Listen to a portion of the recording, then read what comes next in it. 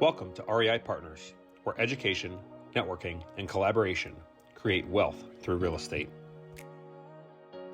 We are a nationwide community of like-minded investors that is growing every day. Here, we educate, inspire, and empower you with the true benefits of real estate investment.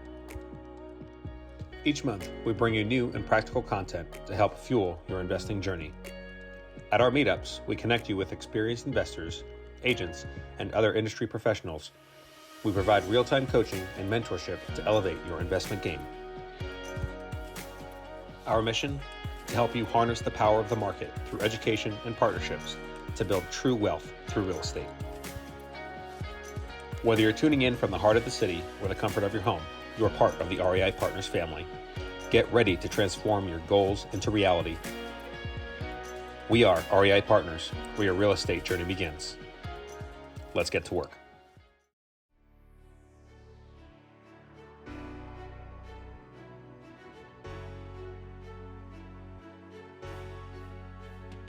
Hey, good evening, everybody. John Wargo. We're here for the REI Partners Meetup this Friday night. We're here in Allentown, Pennsylvania, live with probably about 20 people here in-house and probably another 30 on the computer through the internet. What we're going to do is we're going to pass this around the room. Here with Matt Morrow and Richard Declark from Partners. But we're going to let everybody else introduce themselves. And since we do have so many here tonight, let's keep it to about 10 seconds. Just tell us your name, whether you're an investor, if you're a realtor, if you're a lender, just kind of let us know so everybody in the room. Hi, my name's Ken Morrow. I am Matt's dad. I'm an investor and currently have with my wife and Matt a 5-unit in a local town here in Allentown, or suburb of Allentown. Thank you. Hi, everybody. My name is Ryan Kelly. I am a high school teacher looking to get into real estate to better provide for my family moving into the future. Hi, my name is Junior Fraser. I'm a wannabe investor. Soon to be investor. I'm Ashley Bobbin-Moyer. I'm here with my husband, Matt Bobbin-Moyer, and I'm an opportunist. So I'm here. I was told it was date night. I feel like I was conned into this situation. Thanks for having us. I'm Matt. I'm the guy at Conter. Sabo, I'm CJ's wife. I'm CJ Sabo, realtor on the Wargo team. That's hard to say. How you doing? Alex Bourdet, investor. Good evening, Joe Scarice, direct private lender with Landmark Capital. We have long-term money and short-term money. Long-term money starts at 6.875, and short-term money, construction money starts at 10%. Fixed to rent, fixed to flip, new construction, single family through 4-family, 5 through 25. Nice. How you doing? Jim Schlupp. I'm a local investor and wholesaler. So I'm looking to build my cash buyers list and currently marketing for the wholesaling side of it in Eastern Pennsylvania. Thank you. Hi. I'm Tony Siaco. I'm a realtor here with Realty One Group Supreme. Engel Zapata. I'm a realtor and investor. I'm Sarah Anderson, and I'm a soon-to-be investor, open to partners too. Nice. Mike Daly. I'm a residential and investment realtor with the Morrow Wargo Group. Hi, my name is Judy Reiner, and I'm here for just learning. I'm a wannabe investor also in residential. Yes, hi, my name is Todd Hummel. I'm a local mortgage broker. Hey guys, I'm Matt. Everybody here knows who I am. Thanks for joining and really appreciate your time. So you did do you. John Wargo on the Morrow Wargo team, investment agent here in the Lehigh Valley. And we're here to educate, help, and motivate. All right, Richard, do you want to take people on the call here? Yep, no problem. I'm Richard Clark. I'm a private equities consultant out here in Pittsburgh. Also an investor and a realtor NPA, and part of the REI Partners team. And we'll go down the line from the top. Bob. Hi, Bob Sacco. I am a new realtor and a new member of the team here and been a real estate investor for about 20 years. Thanks. Zana. Hi, I'm a new real estate investor. I live out in New Jersey, but looking to invest in the Lehigh Valley, Allentown area. Thanks. Elaine. I'm Elaine Roth, and I'm living in Delaware, about to get a Pennsylvania real estate license and looking to invest in multiple states. Thanks. Chris. Hi, I'm Chris Tispers. I'm an investor. I'm trying to find a partner for my first deal, whether it be residential or commercial. I lean more commercial than anything. Thanks. Next person, Mike M. Everyone, I'm Mike Marshall. First time on the call, new investor from out of states. Saw you guys on Meetup, had a great conversation with Matt yesterday. So hoping to learn some stuff today. Thanks, Mike M. Mike Guardian. Yeah, my name is Michael. I'm also a wannabe investor. Hope to turn into an investor, going into it either alone or open to partnerships, typically multi-family or single-family homes for long-term and hold. Excellent. Thank you. Stephanie. Hello, everyone. My name is Stephanie Cortez. I am living in the Philly area, and I am an investor. Thanks, Steph. Yeah. Matt. Matt Dietz, investor. Thanks, Matt. You're so modest. He is so modest, right? Okay, and I think that's everyone. If there's anyone that's left, I apologize, but you may speak up now. Okay, I think that's it. Matt, all yours. All right. So people on the phone who are calling in, this entire presentation is going to be recorded and uploaded to YouTube. So if you're having trouble understanding the visuals, there's a lot of cool stuff that we're going to present on the computer that you'll be able to see, and the video link will go out about a week to a week and a half after today's meetup. So keep an eye on the email, but most importantly, the meetup link that everybody RSVP'd tonight through. That's going to be the way we communicate for this meetup moving forward. Email and Gmail domain has cut us off from sending messages because of the amount of people on the list now. They think it's spam, which is a good thing. But the meetup link is where it's going to be. Social media for both our team and REI Partners. Please follow it. It's all the updated stuff there. So we'll get this rolling. So today's subject, finding deals in a challenging market. It's no surprise that deals are very hard to come by. About a third of the people on that call and in this room are licensed in real estate in some way, shape, or form. And you know how hard it is to find deals. But we need to go and find them. If you can't get a deal, you're working with an agent and you can't find them, you don't want to wait for them. Just like we as agents, we don't have all of the inventory just sitting here holding it. You have to go find them. So today is not a real estate agent teaching you how to find deals through an agent. This is an investor in a room of investors teaching you what you need to do to find deals. An agent could be a piece of that. There's many people, and several in this room, who've done deals without agents, and you might never use one. Totally cool. But the purpose of tonight is to find deals in this market. Hopefully the market gets easier, but that means that the investment returns are also going to change. So this is the market we're learning about.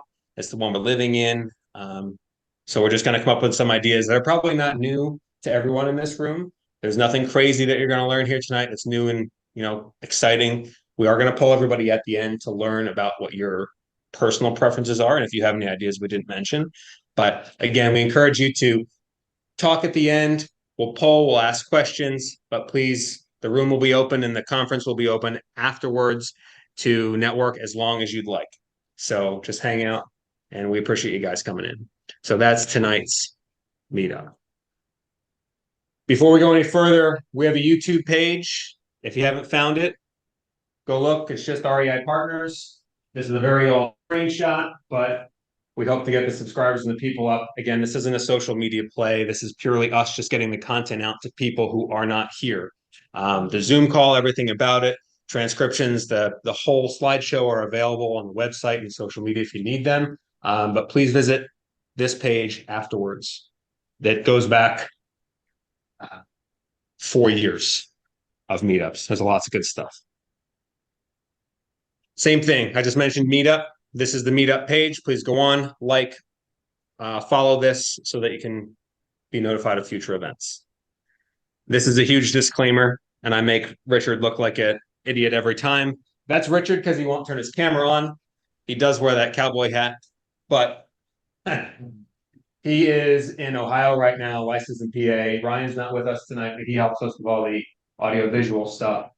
Huge disclosure. What's that? It's the old house. It is. You're right. That's the old house hack for everyone in this room. This whole thing is purely informational.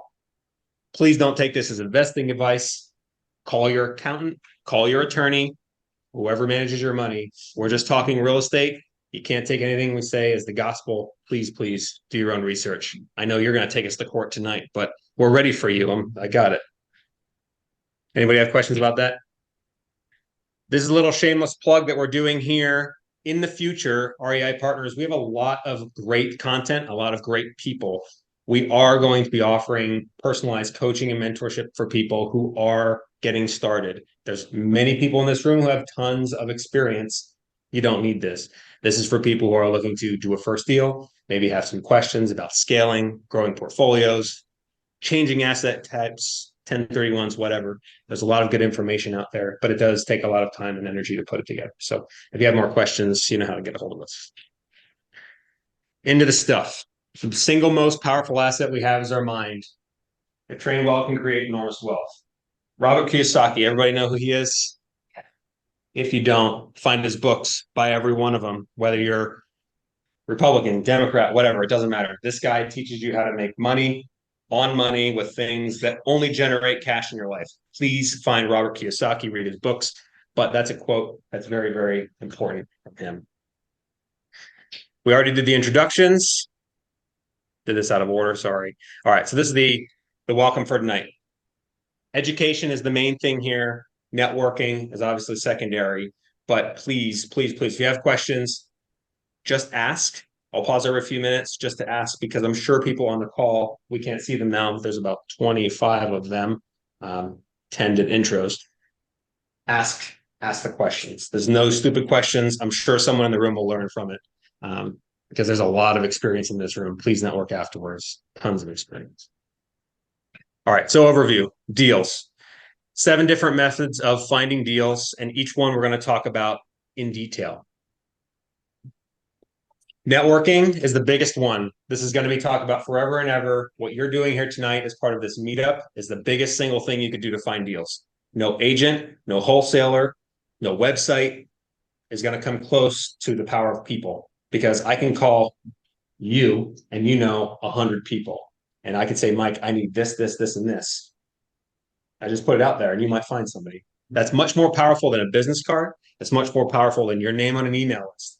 Networking is the biggest factor. Direct mail. This is also very effective. Some people think it's back in the Stone Age, but I can tell you all of our first few deals, my personal first few deals came off of postcards. It's simple. It's a generational thing. It works. There are different methods of doing it, but right now, direct mail is still a very effective way. And we're going to talk about these in full.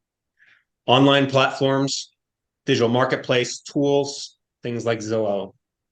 Again, as much as we might hate the website, the tools on it are very, very good. And they're undeniable. So check out online platforms. Foreclosures and auctions. We're not going to go super deep into these, but foreclosures and auctions are great places for you to find potential deals with caution. Wholesalers. If you don't know what a wholesaler is, we'll talk about that tonight. I know at least one person in the room mentioned that they're a wholesaler, and several on the call are wholesalers. Great sources for deals. Driving for dollars. Again, this is literally driving around, walking around, running around, looking for distressed properties or properties of any type that might be a good deal. You don't get anywhere if you don't ask. And then the multiple list, which I'm going to batch into agents, working with agents, is the most common because It's the easiest. You go to an agent, they find the deal, but then everybody has a piece of the pie at that point. So again, I'm talking tonight as an investor, not as an agent. And at some points, I'm going to say things about real estate agents that are going to seem very, very contradictory. And it's cool because you need to ask the questions to your agent. This is the biggest thing. If you can't find a deal that's worth buying, don't buy it. I can't say that enough. We have people that we work with on a daily basis on our team who are so hungry, so aggressive for a deal that they're willing to get into a bad deal and it will bankrupt them. It'll do worse. Please, please, please, from one friend to another, don't spill your soda on the table. Paper towels in back there. Same. Sorry, little crisis in here. We got stuff falling over the office. Do not buy a bad deal. Do not rush into a deal because no deal is better than a bad one. Okay, I can't say this enough, and we're going to talk about it a few times. Do not rush into it. If you have someone who is rushing you into a deal, whether it be a coworker, colleague, spouse, agent, or this is the big one, the IRS. If you're being pushed into a deal because you're going to have to pay taxes on something else, we need to stop and think, is it really worth it? What are the benefits? Yeah, Matt. Yep, go ahead, Rich. Yeah, just real quick. For most new investors, it really comes, and any investor, it comes down to the numbers. You have to do your numbers. If your numbers don't work, then don't try and push it, and don't do anything with money. Like what Gordon Gekko said, don't get excited about money. It only results in bad judgment. So just make sure you do your numbers. That's the important thing about all real estate investing. Comes down to the numbers, and we're going to show you some ways and to do that. Maybe not tonight, but as we go forward, we'll dig deeper into that aspect of it, because that's what we do day in and day out. Yep. The one thing that Matt and I always, when we're reviewing a deal, either for one that we're interested in or for on the real estate side as a client, is if you have to bend to make the deal work, it's not a good deal. There have been times we have had to bring up a past conversation with a client to let them know that when we first met, you told us to hold you accountable to not let you do a bad deal. This looks like a bad deal, and this is why. And if they need, somebody needs to be counseled on that, we do it in a nice, professional, polite way. But it is important for us to make sure that a bad deal does not get into your heart, because as investors, we buy with our heads. That brought up a good point. Buying with your head is what makes you an investor and not a retail buyer. If you go onto the parking lot at the Chevy dealership down the street and you buy the sticker price, you're a fool, right? Same thing with investment real estate. It has to be a good deal for you. And if it's not, you have to be okay walking away. Every purchase is a business decision. It's not this is a pretty house I'm going to live in and raise my kids. That's a different type of purchase. This is, how much money am I going to make? What's going to be the return? And if you don't know that going into it, pump the brakes and figure it out. Just do it. It's going to be worth it. Any questions so far? Just Junior, yeah. I was speaking to an investor the other day. He said he made the Cardinal City was on his experience. He fell in love with the property, not with the money. Yep. So someone in the room, you might not have been able to hear him. He said he met a gentleman the other day who fell in love with the property and not the numbers. And how's that going to work out for him? Yeah. Scary stuff. All right. Networking. This is huge. Again, we're here. I'm not going to just read off the screen all night. I'm going to summarize what's up there. This is the process of building and maintaining relationships. Every person you meet tonight is a person you should put in your phone, learn about them. You never know when you can find not a reason to use that person, but a reason to provide them value. It's not about, this is what I need, call me. It's this is what I can do to help you, and hope that it's reciprocal. Because if you go out in life asking for things, you're always going to be the needy person. But if you can come back and you can provide value to someone, hey, I'm the guy that remembered Joe, you do private lending. I'm going to bring you something and you're going to remember me for that. Not, Joe, I need you, right? Same thing. I connected you with a Hector yesterday. I'm not looking for anything. I just want you to get your deal done. You got to provide value to people. That's where networking starts. Please talk to every single person in this room before you leave. Yeah, and make sure that you're when you're networking with people, make sure that you understand what they can offer you as well. It's not just about the number of people you meet. It's about how they can add value to your goals and what you're trying to accomplish. Yep. Sources of networking: real estate investment clubs and groups. This is one. There's a whole bunch of them around. I highly encourage you to attend as many as you can. I've met some of you at other meetups locally. They're all great. There's not a bad one. Even if you go to the one where it's nothing but people selling their business and just pushing products on you, you're still going to meet people there that night. And one of the products might actually be good. So just keep an open mind. Networking starts here. Put yourself out there. People are just, they're not just going to bring deals right to you. You have to go put yourself out there and find them. Online forums, social media. There's 1,000 Facebook groups, Instagram, all these different things. Just be careful because a lot of them have ulterior motives. Network with the right people online. If nothing else, just sit there and watch. Read the forums. Some of them, if you post something, ask a question about a plumber in Allentown, maybe a week and a half later, it'll actually get approved. And the leak will have flooded the street by then. But pick a group that's interactive and that people respond. Our group, we have one on Facebook. You can do the same. Just ask questions. You never know who's out there. Industry conferences and seminars. This is huge. If you follow Bigger Pockets, they have stuff all over the place. If you're not on Bigger Pockets, create an account. It's free. It's all investors. Get out there to different events that are not here with other people in the industry. It doesn't have to be just real estate investing. It could be business. It could be development, professional networking, things like that. You never know. You go to a cooking event, they might need someone in real estate and you might have that person. Local community events is where you meet local community people. It doesn't matter what the event is. It doesn't matter what you're bringing or what you want to learn. You can go to a Spuds and Suds festival in Bath when they brew beer and they play music, and you can find deals there. This happened to me 2 weeks ago, and I'm very ashamed to admit it.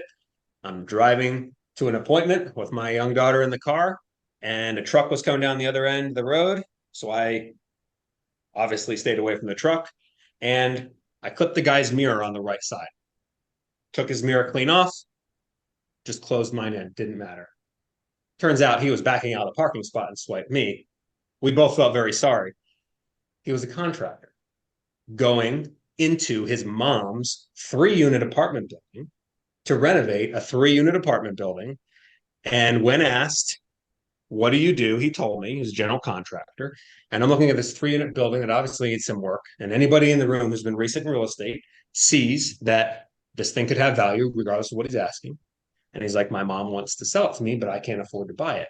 Really? What do you need for it? He's like, she wants $150,000 for it. And I think that's too much. And I'm like, what?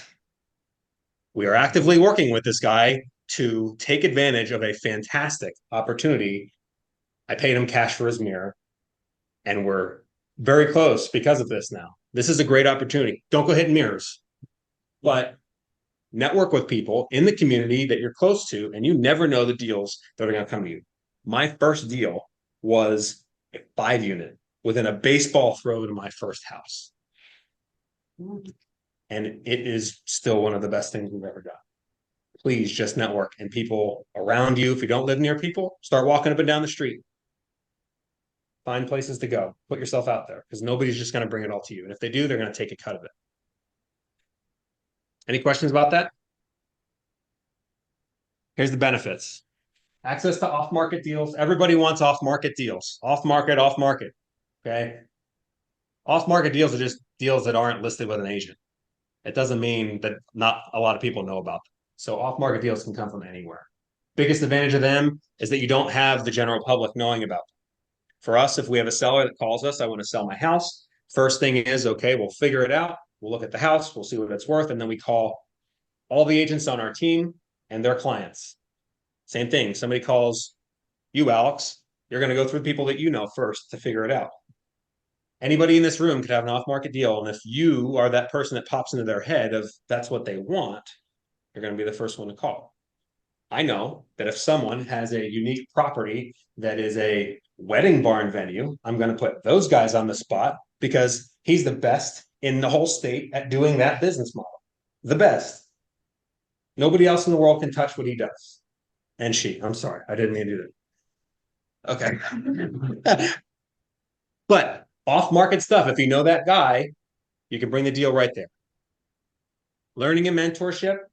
Again, this isn't a sales thing. This is a find someone who's more experienced than you, provide them with value, and you'll get a lot of value back. Partnerships and JVs, joint ventures. If you want to partner with someone, it's very easy to.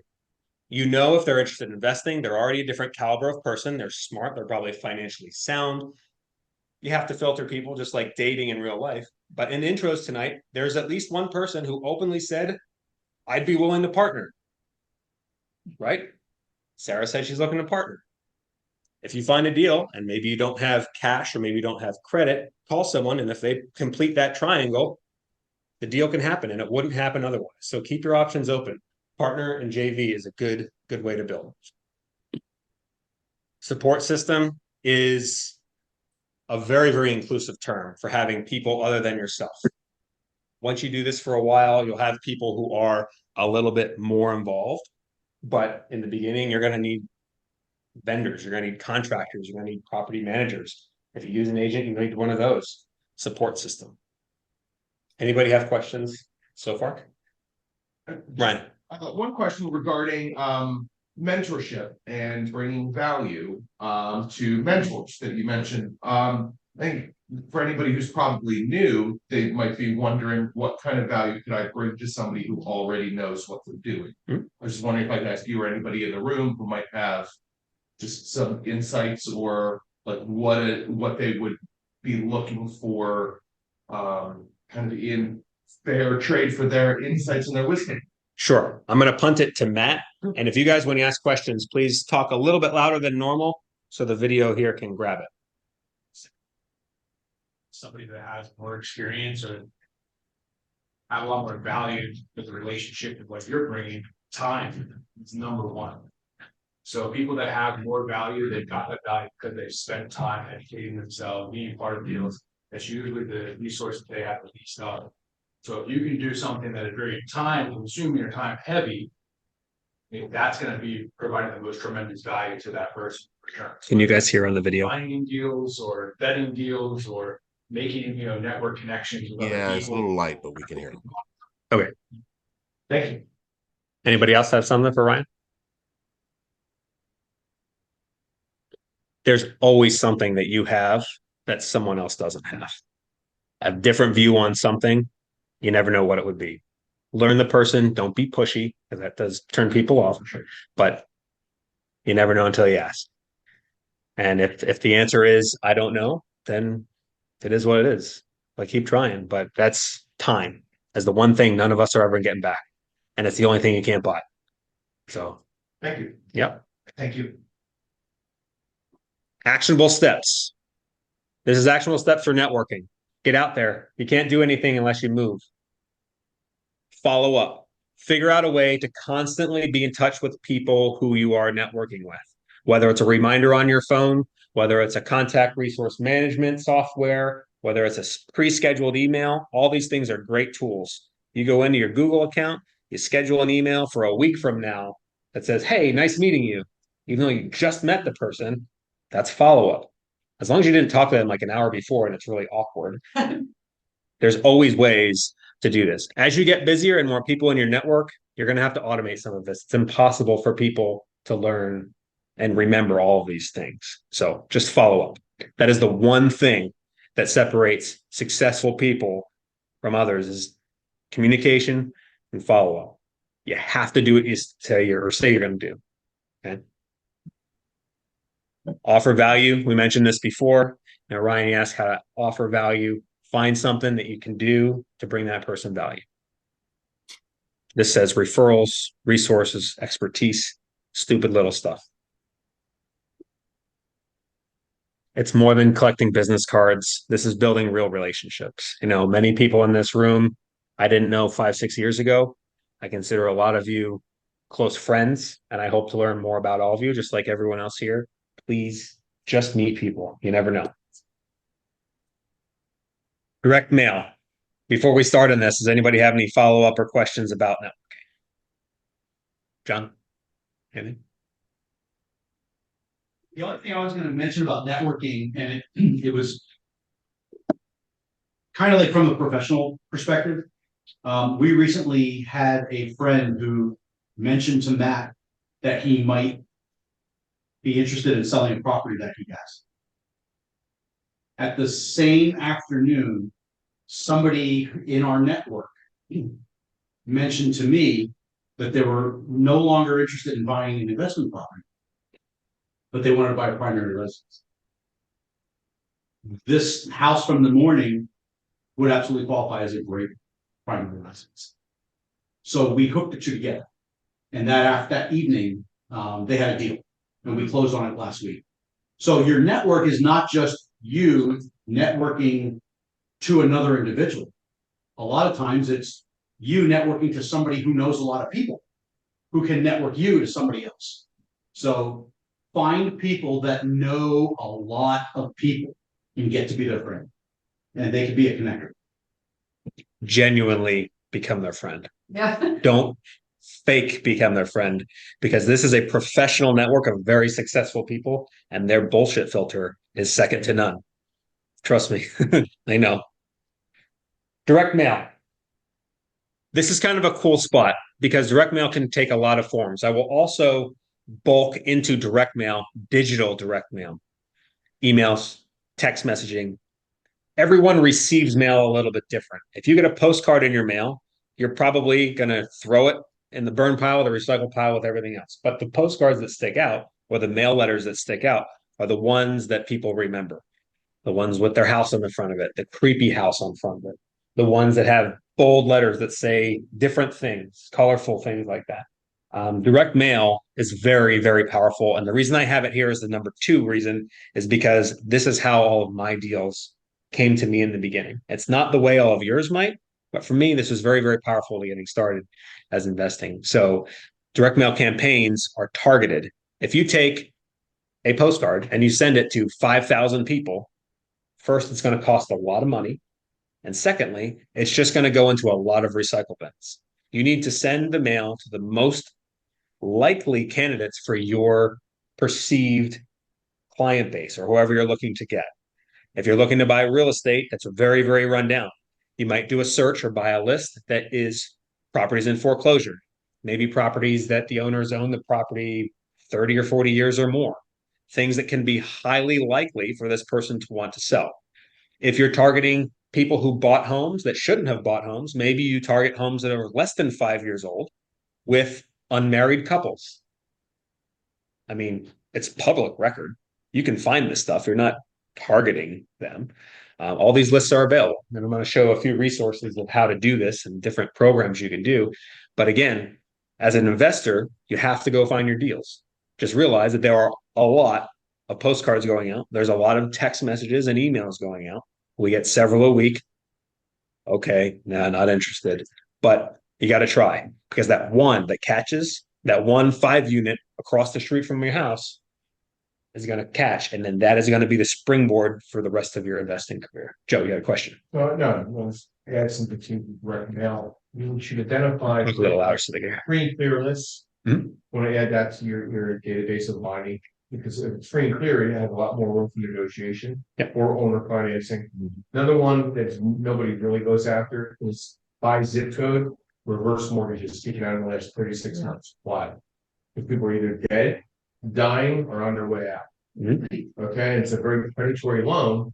So they want out almost the minute they realize they got a bad loan, they want out. So reverse mortgages by zip code, a very unique database to go after. Not a lot of people are doing it. And you're dealing with somebody that really wants to make the strategy, so they're on the exit strategy. Do you guys understand the concept behind that? What was the time frame on that reverse mortgage? Within the last 36 months. And if you really want to get really nichey, you want to go after VA loans taken out over the last 36 months, FHA loans because they're at the highest rate in the past 36 months. FHA and VA were very high on rates. So then those were, not saying they were predatory, but if somebody, we had some bad numbers on layoffs recently, and saw the announcement over the last day or two, typically the media hides that good stuff. But that's impacting potentially dual income on somebody that got an FHA loan or a VA loan, and now they can't afford to live there. They could be free foreclosure. They're leveraged because they may be overpaid because values have came down or leveled over the last 24 months. So that's enough by zip code and go for those very specific FHA loans taken out in the last 36 months, VA loans, reverse mortgages, and free and clear properties. These types of things, and it might seem like, if you're listening to what Joe said here, it seems very targeted, almost malicious, almost bad, targeting these people who are in potential trouble. But every time we've sent mail, it's the opposite intent. I want to help this person out of their problem, and I'm willing to learn about their problem enough to help them. And if there's a way to help them, great. And it becomes a deal for them, and it becomes a deal for the investor. Only if you can meet at your terms. So these people who got in over their head because they bought a FHA loan house with 3% down, they overpaid for it, and one of them lost their job. Now they have to sell, but wait, they have to pay money to get rid of this house because they don't have enough equity. They have a huge problem that no one's going to get rid of. And if you could find a creative way to fix their problem, you could have a deal that no one else in the world knows about. Exactly. You will need help at some point. You need to run title. You'll need to do all this because there is a lien holder involved and they actually control the asset. The bank owns the house, but you need to be able to satisfy these people. Maybe you found out that this home has potential to add some square footage or maybe change it to a 2-unit, and you know this, you buy it with the intent of doing that. There's all these opportunities. You won't know that unless you find them through a direct mail, hypothetical direct mail campaign. You okay?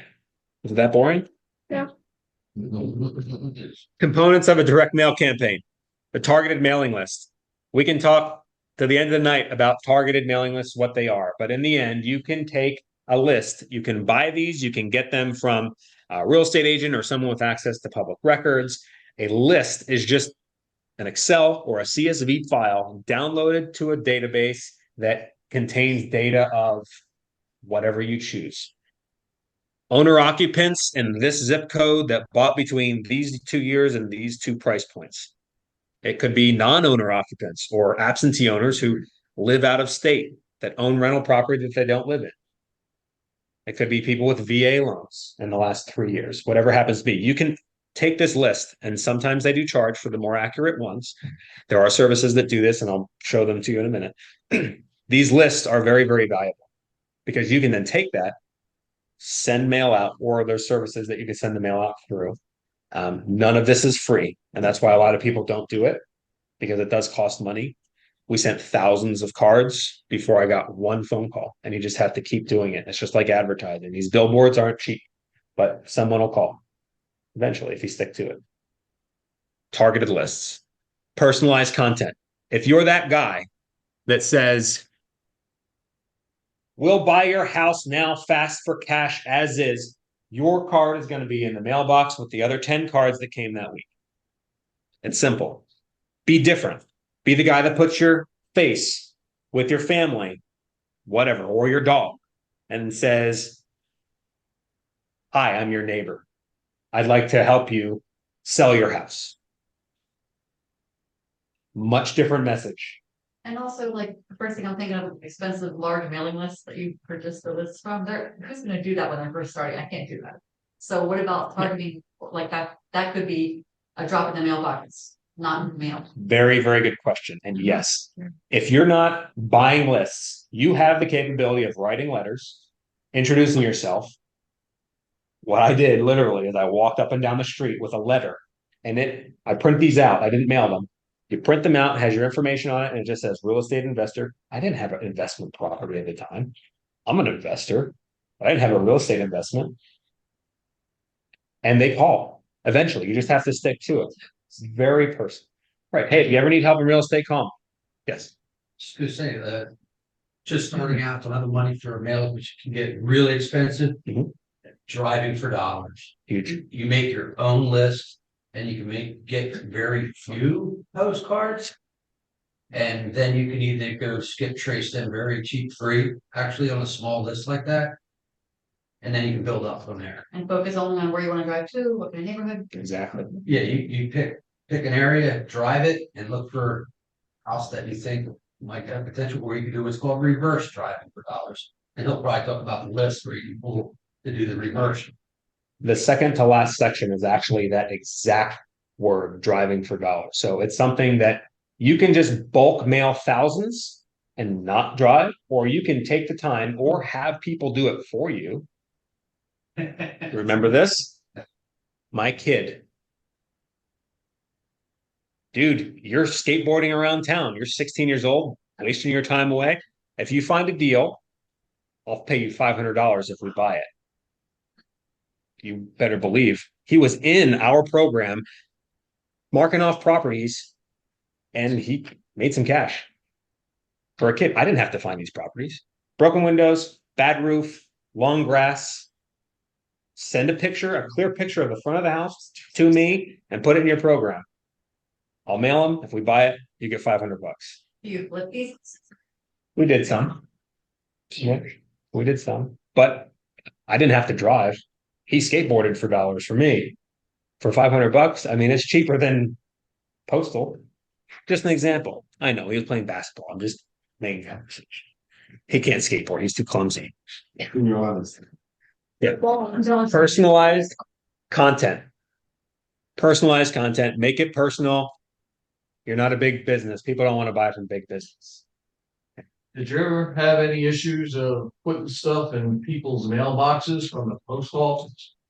The post office, lawyers, real estate agents, people who don't like this kind of stuff. Yes. And they are very quick. Yeah, technically that's a crime because you're supposed to pay postage before it can go in the mailbox. Right. Yeah. So we used to do this with scouting for food, put it in the mailbox. You're supposed to hang it on the door hanger.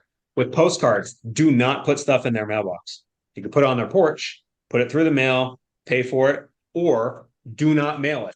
You can fold a letter and put it on their door. That's not abusing the mail system. Yep. Make an eye-catching design. Make it look something that people are going to want to see. They're not going to want to see a boring card or a boring letter. And then have a follow-up. This is the biggest thing that's going to come in every single deal finding tactic.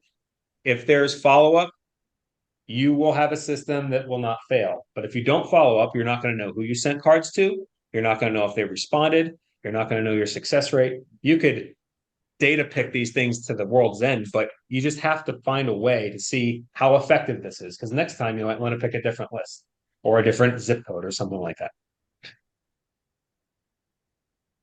Best practices, consistency, staying on top of it. If you send one batch of 500 postcards, you're likely not going to get a single phone call. And that has to be okay with you. If you send a second batch of 500 postcards to that same initial group, you might not get a phone call. Consistency. After 3 postcards, these people are going like, oh man, I keep seeing this thing. I'll put it on my fridge. It takes a long time.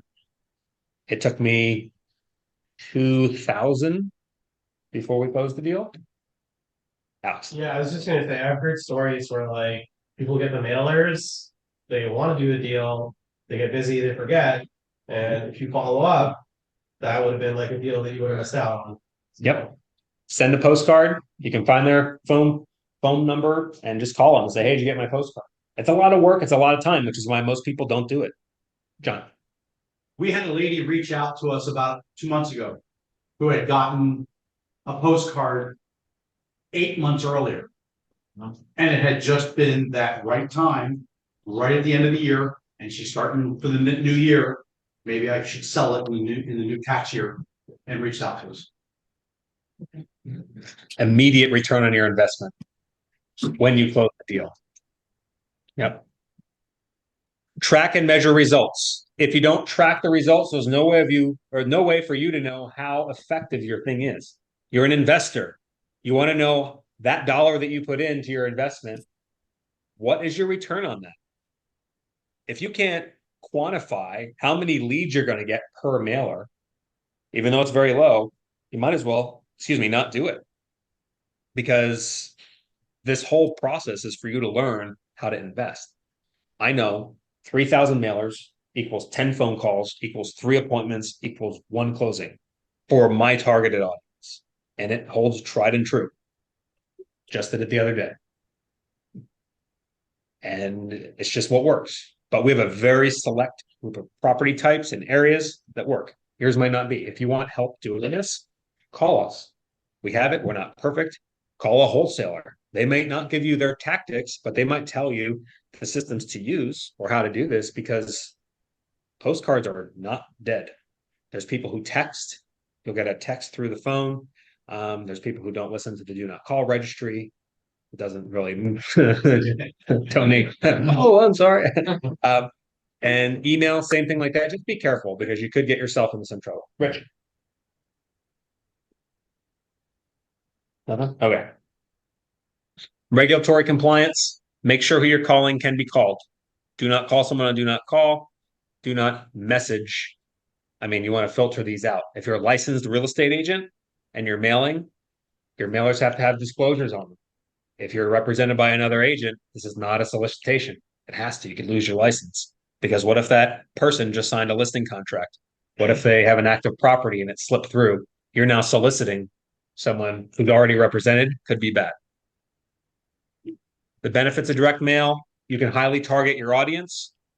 Tangible presence means it's a physical thing that they have to look at and they have to throw away or hang up somewhere. And then your brand, if you have a company or a brand, you can brand it however you'd like. You don't have to, but you can. Any questions about direct mail marketing while we're here? There's the versions of direct mail marketing, and the software is going to be touched in the second to last section. Just a follow on. Sure. Not putting stuff in the mailbox. What were some of the other options you said? Like if you were doing it physically? So what he was mentioning is if you take a letter that should get mailed, but it doesn't because you don't want to pay for postage, you put it right in their mailbox, that's a federal crime. Can't do that. But if you take that same letter and you put it on their doorstep, it's not in their mailbox. The mailbox, the post office, and the post truck are no-no. But everything else, you can put it anywhere else. They're doing. What's that? Windshield wiper. Yeah, there you go. On the cars. Yeah. Matt, I have a question. Sure. Don't obviously not asking your personal financial details, but if you could ballpark, you said it was 1,000 mailers to 10 phone calls to 1 deal. What are those numbers? How much is 1,000 mailers? How long, 10 phone calls? How much do you actually walk away with from that 1 deal? What is the ROI on that spend? So the question for the people on the call was, what's the ROI on the cost for mailing? If you're going to mail anything, how do you know how much that costs? It all depends on the type of material you're sending and how you're sending it, what service you're using. If you send a list of 3,000 names on a CSV or Excel file to a digital marketing company, those might cost 60 to 65 cents. If you do 3,000 or 4,000, they might be 40 to 50 cents a piece for a small postcard. For a 5x7, maybe a third more. For individual letters, I know there's some people on the call who, on the computer call, they send ballpoint pen letters. And it's a computer program that physically you write what you want to say, and it'll sit there with a machine on the other end, and it'll write the letter. You don't have to do it, and it'll send it, and it'll look like you wrote it. The return on those is significantly higher, but they're 5 times the cost. So you this. But the realtor, it's all at work. You can, but you're going to pay them. Yeah. These are not easy, which is why these are the best types of ways to find deals. Real estate agents are easy because you just say, hey, bring me the deal. But you're going to pay a market price. You're going to pay the commission. You're going to have all this other stuff to do. Whereas if you do all this stuff, you can potentially avoid that. And that's kind of the angle of this whole presentation, is to do that. So, thousands of postcards, you're looking 40 to 60 cents a piece. Bigger postcards, maybe 70 to 80 cents a piece. And if you're doing letters, $1.50, $2 a piece. But when you start sending hundreds of these, remember, you're looking at people who are highly likely to engage with your content. So if you send I'm going to do my numbers. 3,000 at 50 cents a piece. That's $1,500. That's a lot of money. But $1,500 for 10 calls, 3 appointments for 1 closed deal that makes you $100,000 on a flip is a literal drop in every bucket that you could ever imagine. Or for real estate agents, the commission that you make, it's a no-brainer. It's advertising. You just have to know what to look for, because now if you just blanket mail 3,000 of these, you don't know who you're sending them to, what they're going to, who the people are, you're not going to get a single call back and you're going to piss your time and money away. A highly targeted list is valuable, but you just got to stick to it, because 3,000 was, numerous 500 campaigns over and over and over again. Exactly. Yeah.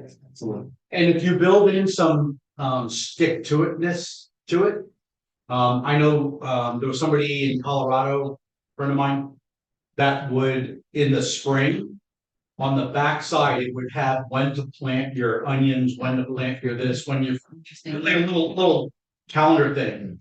So they kept it for that. Right. But 6 months later, on the back, they remembered to send it. Right. Yep. Yeah, refrigerator magnet style. Yep. So that's the question. So that 3,000, it's, says it gets like in 500 matches, but to the same. In my case, yes. The same. Some people do 3,000 twice a month to the same people. So it all depends on how big your list is. You can, everything's relative. 10 years ago, $100 to everyone in this room it felt different to you than $100 now. That $100 to someone who's doing 10 deals a year feels much different than it does to someone like us. So everything's a decimal point, and the return is the same on the decimal point. So eventually you might send 10,000 mailers a month. You're going to get 30 phone calls. And how do you space that in terms of it all depends. Mailers usually once every 45 days, and a campaign 45 days, and then you pause, and then you do another 45 days, because you hit them at different intervals. Otherwise, you're just wasting their money or your money and time. Have you found like seasonal trends in your mailers? Like better time to. Depends on the asset class. Yep. So depending on what you're looking to find, we market for spring market as agents, because spring market's very hot, right? That's busy. But you start doing that in January, because the mail takes a while, right? And then people need to see it, they need to digest it, and move on from there. Also, something to note, something for mailers that's less likely to get tossed in the trash. We have our really wonder supreme. We have magnets we can send out as mailers, for like the Sixers schedule, the Eagles schedule, something to stick on a garage fridge, your main fridge. That's less likely to get tossed. Sort of thing. Joe would toss it. It doesn't have the Giants on it. Yeah, football. Oh no, what are you? Raiders. Oh, next subject. Yep. All right. Next is online. I'm going to jump through this one because everybody knows about the internet. Online platforms. This is where everybody has access. If a deal is on the internet, or if you find these things on the internet, everyone else with the internet knows about it. Once a property is on the MLS, it's on Zillow, it's on Realtor, it's on Redfin, it's on everyone that has an internet access site can hit these things. Major platforms are Zillow. Zillow is great for a lot of resources because it can be remotely seen from anywhere. You can see real estate on Zillow from anywhere in the world. The information on there must be verified. Anything that Zillow does not have within the listing published by an agent is generated through a computer algorithm. It guesses on the Zestimate. It guesses on the taxes. It guesses on square footage, bedrooms. It is sometimes very real. It's also sometimes very wrong. For example, can I mention the value that Zestimate has on your listing? CJ has a listing right now in East Stroudsburg. The listing price was $339,000. It was a 5-bedroom house, beautifully redone. It's now under contract. The Zestimate on that house was $167,000. Would you think that this is an overpriced house? Oh, yeah. But what they don't take into account is that all of the renovations were done. The square footage changes, the bedroom changes. It's wrong. It can also be the opposite. It can say it's worth 339, but it's only worth 150. Do your research. Zillow doesn't care about flood zones. Zillow doesn't care about neighborhood quality. Rain tracks, yeah. Quiet neighbors cemetery, right? All these things. So do your research with Zillow. If you're working with an agent, have them do the actual research, but please don't believe everything on there. Realtor.com, exact same message, different website name. Just because it has a realtor does not mean that it's made by realtors. Realtor.com is just like Zillow. LoopNet and Crexi are the realtor and Zillows for commercial real estate. Okay, LoopNet, if you're looking for commercial properties, warehouses, large multifamily, gas stations, anything like that, it's on these two websites. If it's on here, it's because a licensed agent has it under contract and it's on these websites. Usually high dollar value properties, but it gives you a good idea of what's the going rate for things. Matt, I'm sorry. Yes. On the realtor.com, you say provide timely and accurate data. So you're saying that one's out as opposed to Zillow? Realtor and Zillow get their information from the same feed. Okay. Correct. The only information that is accurate is the information that comes from a licensed professional, really a title company. An agent can still get this wrong. Tax records can be wrong. But if it's in the MLS, that data had to get verified and plugged in.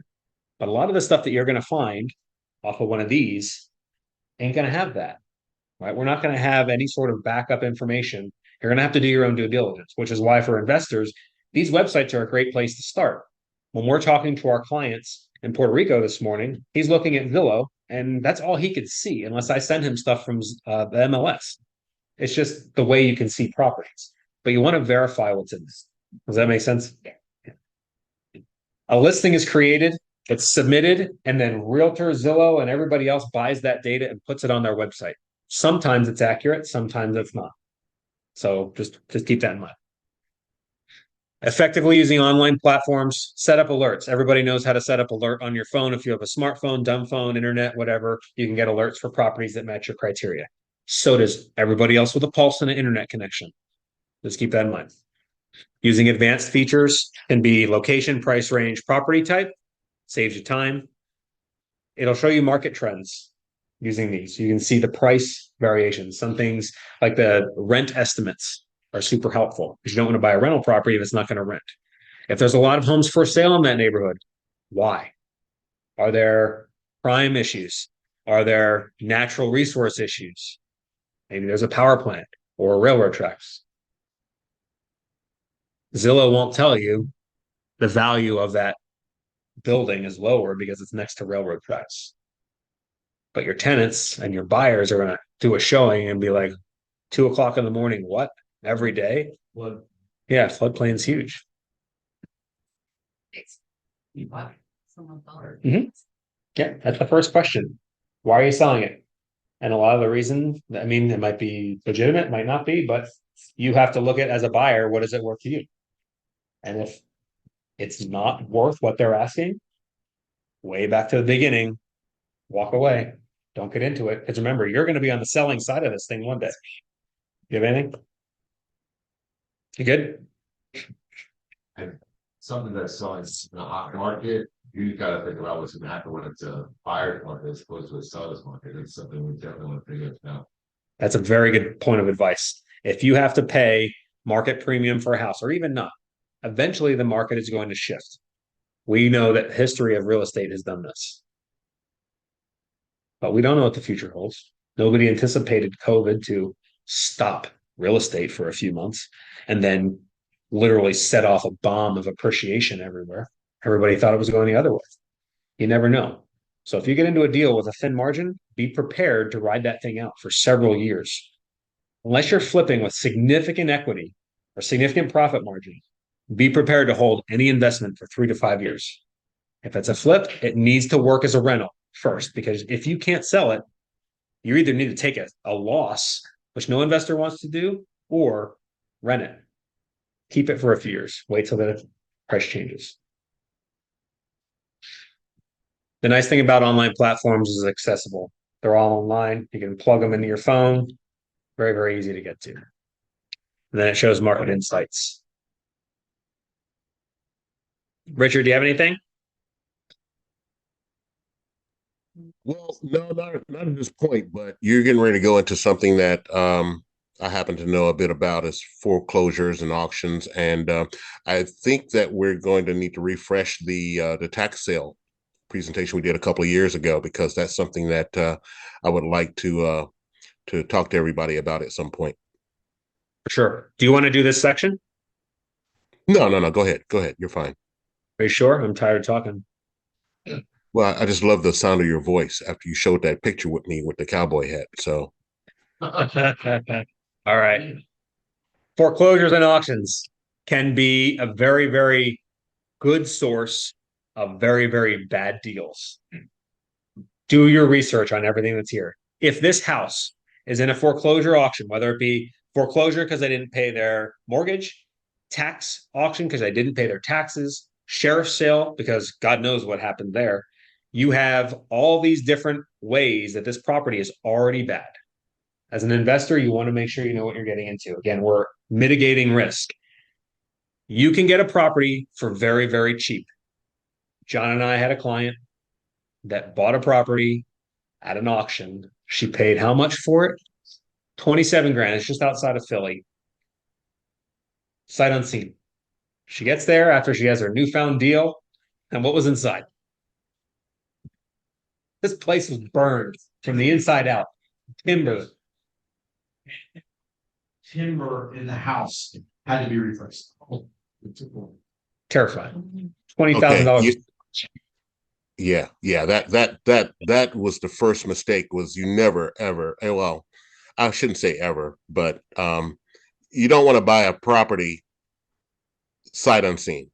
If you can get to it and see it, do it, because you need to know what's going on with that property. If you can't get to it and see it, that's when an agent might be helpful to help you get a perspective of what it is that you might be bidding on, you might be buying. I don't understand people that buy houses or buy properties sight unseen without any due diligence whatsoever. That's just a recipe for disaster. Now, if you're experienced, you know what you're doing, you've been doing it a while, okay, great. You know, if you can afford the loss, if it comes to that, I don't know many people who can do that, but yeah, I that's crazy. So the house was completely gutted, eh? It had to be. Yeah, everything's burned from the inside out. And she got it sight unseen because you were not allowed to go in. The house was condemned. She didn't know this because it was on the auction list. She bought it because of the price, and boom. Same thing with all these properties. Do your research. In fact, some of the times you should be doing more due diligence with these than standard properties, because if the property was just sold 2 years ago, it had title insurance, a mortgage broker approved it, someone looked through it and said, yeah, I'll buy this. But if you're buying it off a list, there's a reason it's on this list. Absolutely. Get into it, look around, and absolutely do your due diligence, because on some of these lists, you could buy a property with liens on it. You could buy a property with hundreds of thousands of debt attached to it, but you got it for $5 grand. It's a killer deal. Not really. You just bought a total shitbox. So, Yeah, Matt, you had a it question. it could also be uninsurable, you know? Yes. So, Matt. Situation not having you too, so Mhm. they're doing some damage on the way out. That was gonna be my comment as well. If you have a foreclosure, an auction, a disgruntled rental tenant, anything, they don't care what this place looks like when they leave. They're gonna, they might, trash it, put some holes in the wall. And they don't want to leave. They don't want to leave. Jim, whatever they want. So, and you might Yeah. 2009, 2010. I had a restoration company do water, fire, smoke. We went almost 2 years with a full crew doing nothing but mitigation work for foreclosures. People would put socks in the sinks, turn the water on, and walk out the door, they take hoses. You could see the mold line of the hose trail in the houses, and we would get called by the bank to go out and take care. We couldn't even open the doors. The hardwood floors were buckled up. to the point where you can't even open the doors up. And these are in mainline, multi-million dollar homes, destroyed. Now, if you're buying them on auction, you could even maybe be walking by the window and might think, oh, this is nice. The outside looks great. Inside is destroyed. I mean, we're talking mushrooms growing off the carpet and stuff and everything. It was really bad. That's crazy. So people are not happy when they're leaving a foreclosure. Tony. This is, I think it was a tax sale. Did I hear him say that mushrooms were growing off the carpet? It did. Not those mushrooms.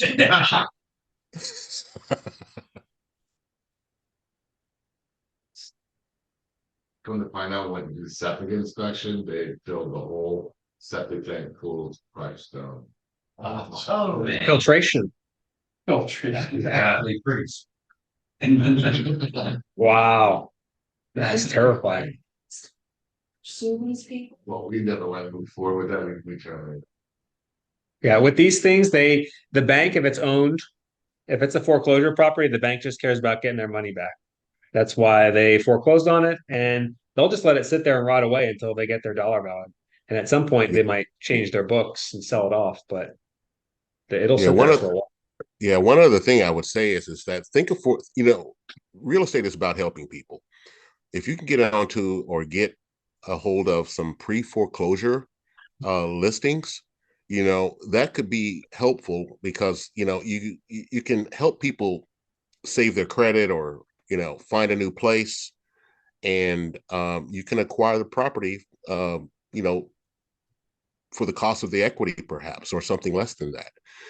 So think of it in terms of helping people. How can you help the person that is in or going through the foreclosure process? Because they really, especially if they have a family and maybe they lost a job, whatever the case may be, you'll want to think of in creative ways of how you can help them without it costing you more money. But I think you're going to talk about that, Matt. Go ahead. Yep. First step is identifying opportunities. When you have a foreclosure or some sort of auction, they're going to come up on a list somewhere. You're going to be notified. If you can find a tax list that shows people who are late, you can identify these before they get to auction. It is public record. Northampton County, Lehigh County, everywhere around here, you can just go on the county's website and see who's late on their taxes.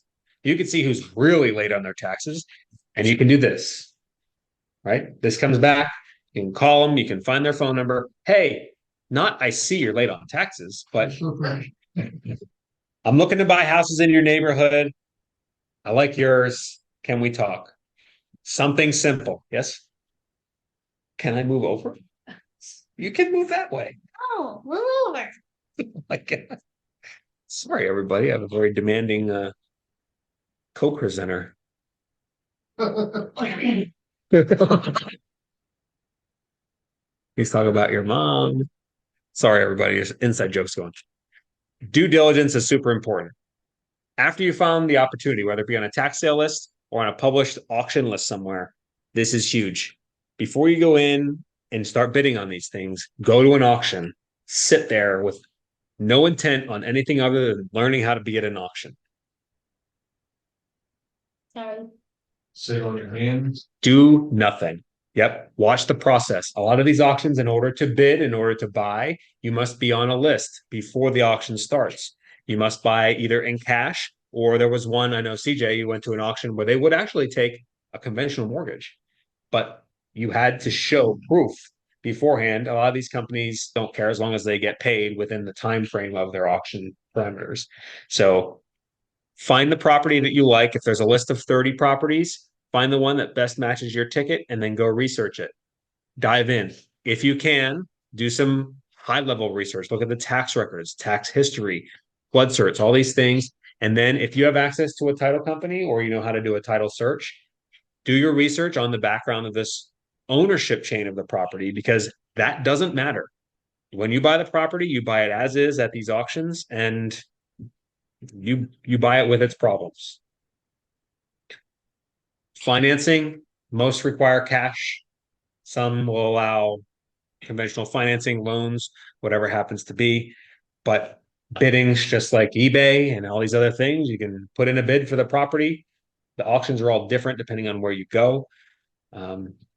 There are good opportunities, but the one thing to consider, they can be taken off this list up until the day of the auction. So you do all this work. You're going to get that one property, and then the owner pays the minimum payment that day. Bye-bye. And all it does is punts it to the next auction. I know this because I've done it with properties that we're trying to sell for people. Keeping it off of the list of being sold, just enough to push it to the next. Anybody out there will do that to save a property, but the person might not be able to. Bidding, it's competitive. It might not be competitive. There's some people on the call here who bought at auctions and they've had nobody else in the room. Western, central Pennsylvania, New York, not New York City, but rural New York, some of these places, there's nobody in the room. They don't keep paper records. Risk versus rewards. This is everything you should look at in investment real estate. Lower purchase price is obviously the attraction to people who are buying in foreclosure or some sort of auction. But there's a reason for that. You know, these things are being sold for pennies on the dollar because of all the baggage associated with them. Okay. Competition. A lot of other investors, but when you're buying properties at auction, the other people there are also doing the same exact thing you're doing. They know the value. Some people, there's gentlemen around here that go to the auction and they'll just bid on everything they can buy because economies of scale. You buy 10, one of them is going to be okay, and you could hedge your risk on the others you don't. So, need for quick cash. You have to fund the deal somehow. You have to bring the money to pay for it. And then everything is as is. There are no inspections. There are no due diligence afterwards. There's no protection. It's you get the deed at the courthouse or wherever the bid is being held, and it's done. That's it. So you want to make sure you're pretty sure about how to get in. Has anyone in the room purchased properties at auction? No? Find out when the next tax auction is. Tax auctions are easy to get into. Lehigh, Northampton counties, whatever. Sign up on the list on the county website. Learn about it. Just sit in there. There's so much that goes on. And you'll see properties that disappear that were there the day before. And you know who the motivated owners are. But learn about it. It could be a good opportunity. Because if nobody in this room with a lot of experienced investors has been to a tax auction before, I'd go and start learning that tomorrow. Right? That's a good opportunity. Yes, Junior. On the foreclosure. Is the bank, I've never been to you as well. On the foreclosures, I would bank there as well. Their attorney. Yep. The bank is represented and the auction is as unemotional as you would imagine. It's just a bunch of bean counters in the room. If they get the number, they get the number. If they don't, they take their house and they wait to the next auction. They will not sell it. You're not going to get a deal in a foreclosure at a minimum dollar because the bank has a note, which is a liability to themselves. And now they need to make something. So they have a minimum acceptable offer, which is why if you have a house pre-foreclosure or in foreclosure, you can call and say, hey, what's your minimum? You don't have to go to the auction to see that. They'll tell you because if they get it, they don't want to go to the auction either. They got to pay that guy. So yeah, it's not crazy. And they're very open with it. Number 5, wholesalers. Finding deals at wholesalers or with wholesalers can be a very, very good opportunity. Wholesalers are people who take, yes, they are people. No, not really. Wholesalers are people that find deals by doing all of these methods we're talking about, or maybe other ones that we're not talking about. And they physically find the property, they meet with the owner, and they get a signed contract to sell their interest in that property to someone else. The interest in that property is what allows them to market as I have a deal. Who wants to buy a 3-bed, 2-bath in Allentown? $150,000. You could buy it cash only, but they have a contract with the seller for $70,000 to buy the house. And what they do is they negotiate a price with the seller that the seller's happy with. They then take that contract, the wholesaler, and they bring it to someone who wants to buy the deal. I'm going to sell this deal to Mike for $150,000. My contract's 100 or 70 with the seller. And then if I could find someone to buy it, the house might be worth 200. If I can find someone to buy it, I get to keep the difference. That's what wholesalers do. Typical wholesale fee is anywhere from $5,000 to $50,000. What people charge on wholesale properties, which is why you can get into this business for very, very low money down. You're also riding a fine line between practicing real estate and not, because you are selling real estate through a contract without a license. Is it illegal? No. It can be very effective, but it is pretty well known that a lot of wholesalers are good people, but there's a few that really take advantage of people, really take advantage of people. But if you can find a wholesaler with those deals, they're not on the MLS, they're not listed, they're with a guy who negotiated a contract, you could still make a pretty penny on the back end of that. Matt. With curious these people that do wholesaling, what does the verbiage look like on that contract with the seller that's giving you that ability to walk away scot-free? How clear is that verbiage? And is it, discussed, or is it kind of just implied that we don't talk about that? I've seen wholesale contracts that are less than 1 page long. Less than 1 page. I've seen wholesale contracts that are 5-6 pages long. What does your contract look like? 3. Okay. And it probably very clearly says, do you have a 1-pager? Okay, good. So the verbiage on there, to answer your question, Matt, is as ambiguous as you want. And the reality is that people who are calling a wholesaler, from my experience, saying, yes, I want to sell my house quick for cash. They don't care what's on that paper. I'm going to see, I'm getting 70,000 for this. Okay, you're going to take care of everything. All I got to do is sign here. They do the hard work. They go find a buyer. They call someone else. They don't care. And if it falls through, I mean, what do they really lose? They don't have any equitable interest. Well, they actually have equitable interest in their contract, so they can sell that contract.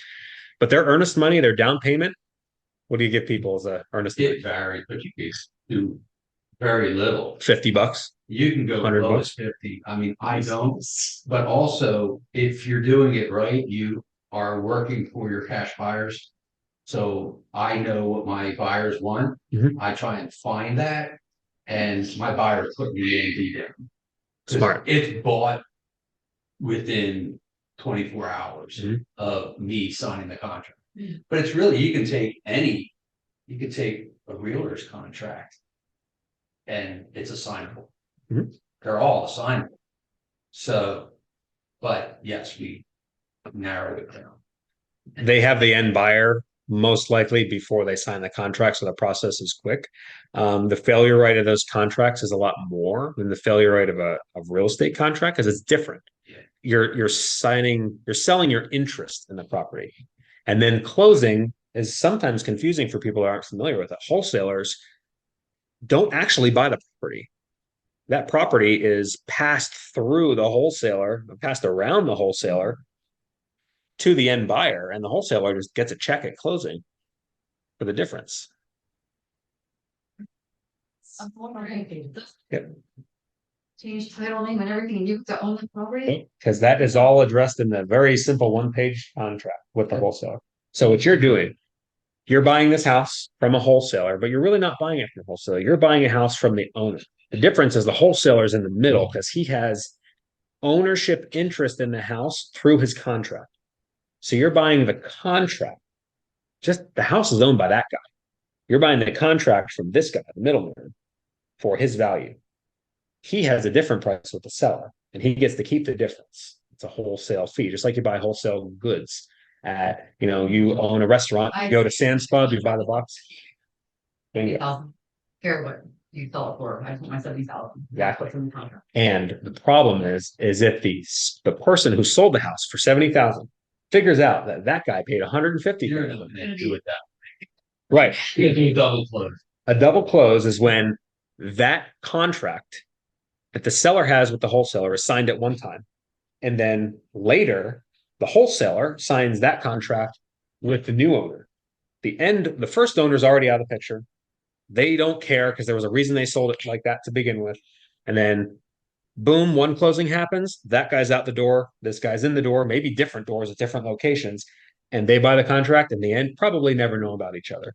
But there is a lot of oversight on this now because there are some title companies who will not do a double close like that because they feel that all of this must be disclosed. Like the property must be sold to the wholesaler, transfer tax, fees. It actually recorded. on a double close, I take ownership.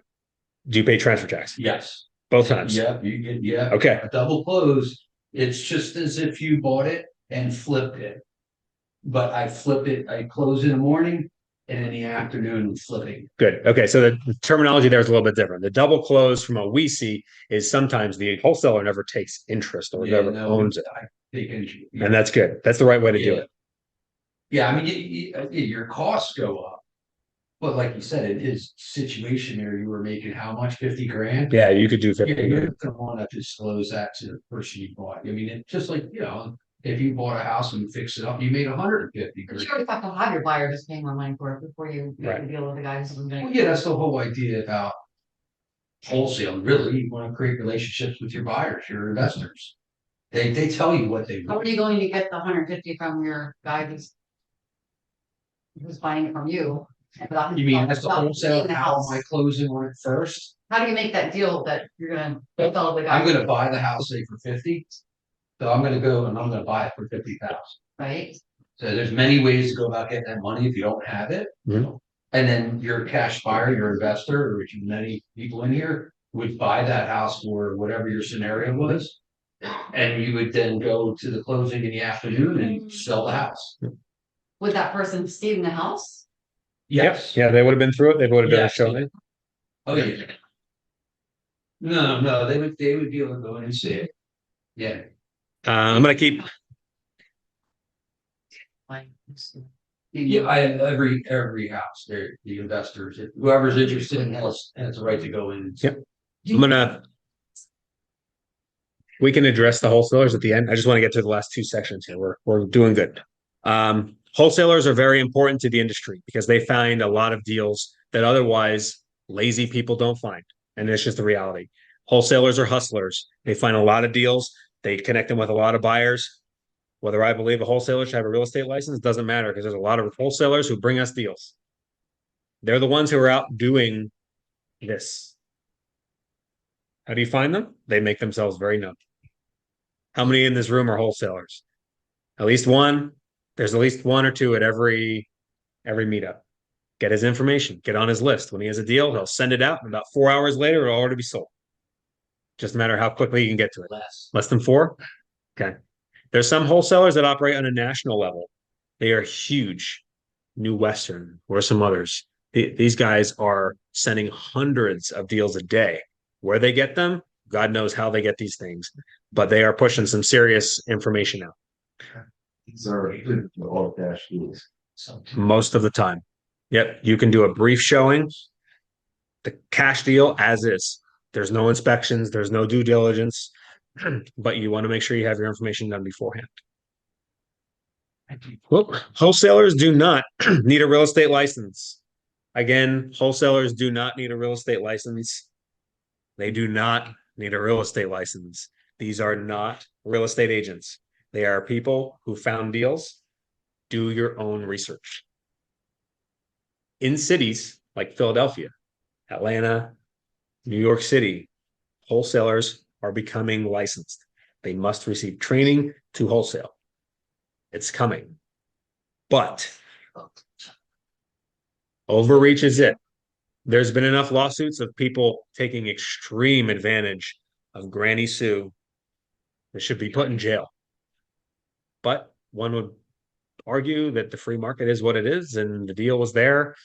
I don't feel that way, but a court determined otherwise.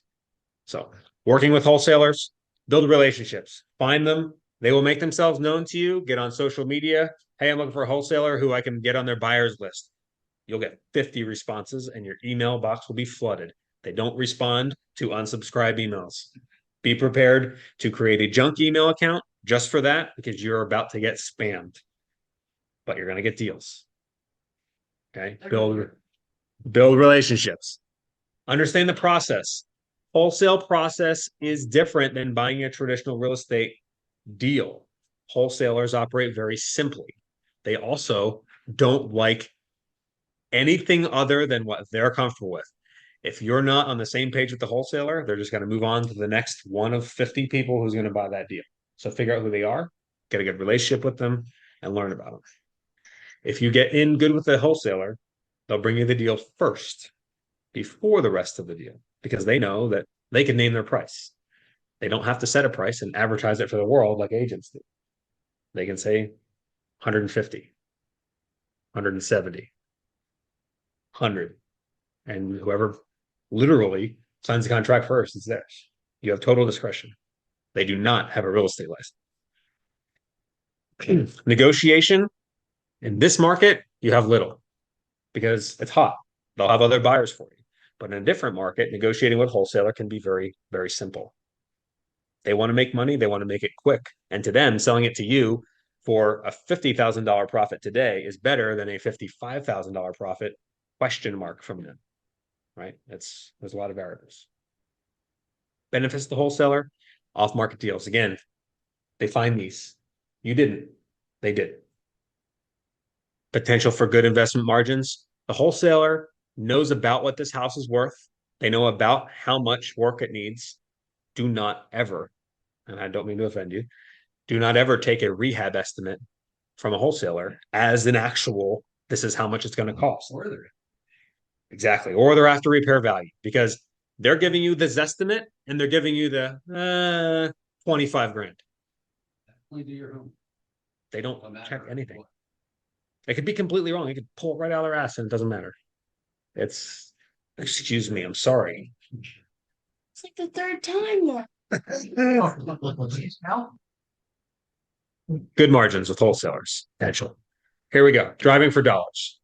This is an extremely effective way to hand pick properties that are potential high likelihood candidates.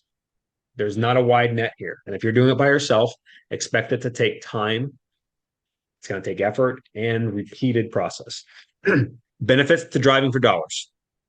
Direct access.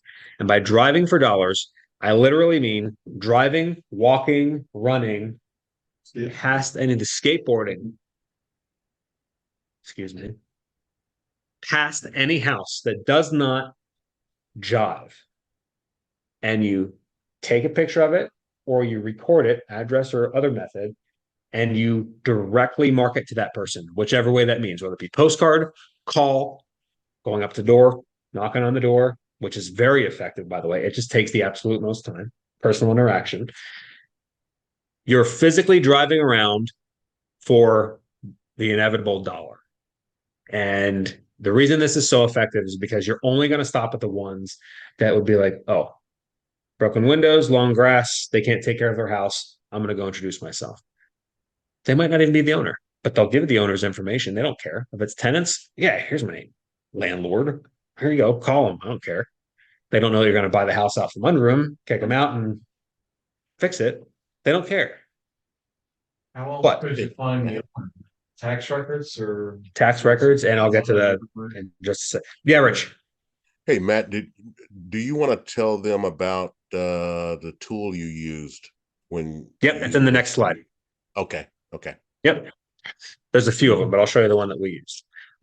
Driving for dollars, potential for higher margins, because again, you're going right to the seller that nobody else knows about. If you could find that deal before anybody else does, again, that is the limit of our expertise in this market is the other people. We are so busy. There's so many other investors. There's so many other buyers. You're competing with emotional home buyers in this market too.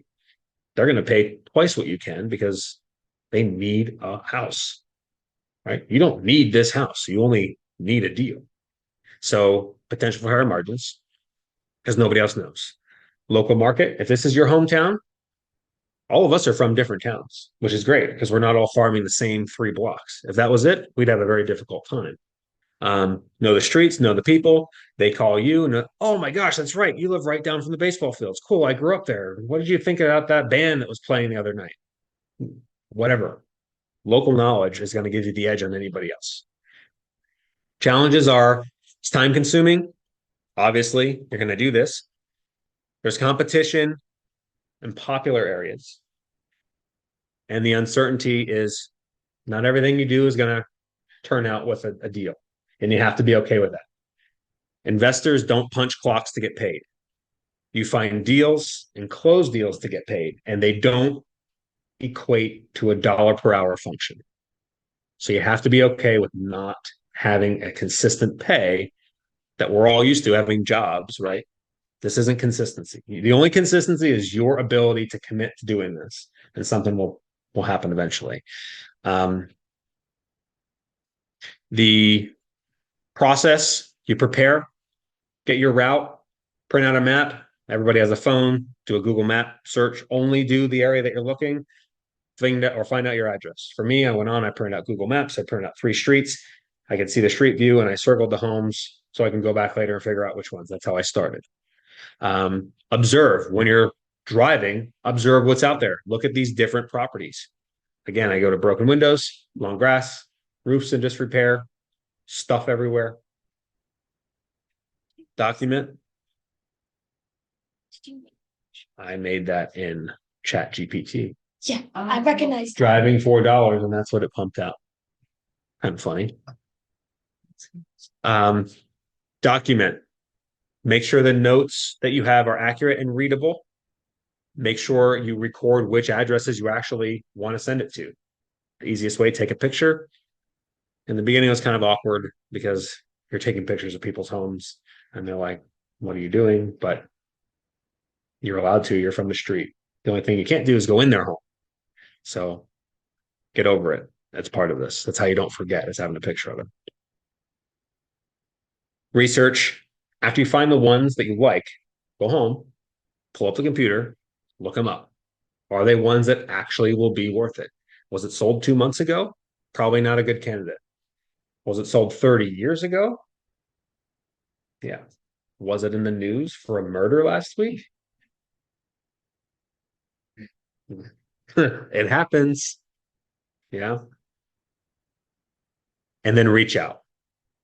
Once you have these things done, send whatever you're going to send. Text, email, love letter to their front porch, or postal letter, which you're actually going to pay for and put in their mailbox. Everybody take a note of this.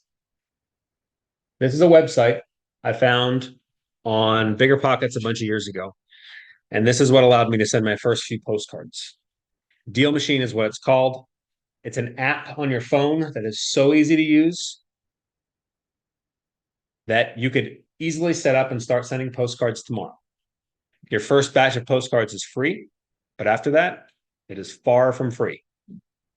It is not cheap. But remember, $3,000 for 10 calls, for 3 appointments, for 1 deal that we made 6 figures on.